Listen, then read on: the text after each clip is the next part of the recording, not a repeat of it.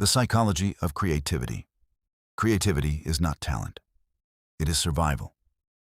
Because the human mind creates the most when reality is no longer enough. Psychologists discovered something strange about highly creative people. Most of them think differently because they feel differently.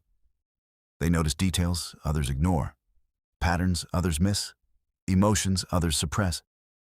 And that is both a gift and a curse. Creative minds are rarely quiet. Even in silence, their brain keeps building conversations, ideas, scenarios, worlds. That is why many creative people struggle to sleep. Their imagination never truly turns off. But here is the darker truth. Creativity is deeply connected to pain. Some of the greatest artists, writers, inventors, and musicians in history created their best work during loneliness, heartbreak, chaos, or emotional pressure. Because pain forces the brain to search for meaning, and creativity is meaning made visible. A painting, a film, a business, a song, all born from emotions that were too powerful to stay trapped inside the mind. That is why creativity often increases during isolation. When the world becomes quiet, the inner world becomes louder. But creativity is not just about art. A creative person can turn fear into strategy, failure into learning, and suffering into purpose.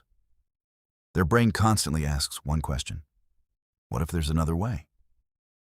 That single question changes everything, because average minds look for answers. Creative minds look for possibilities. And psychology says this ability comes from something called cognitive flexibility, the power to break normal thinking patterns and connect ideas that seem unrelated. In simple words, creative people see connections where others see chaos. But the biggest myth about creativity is this: people think creative minds are naturally disciplined. Most are not. In fact, many creative people fight constant self-doubt, because imagination creates both beautiful ideas and terrifying possibilities. That is why some of the most creative people also overthink the most.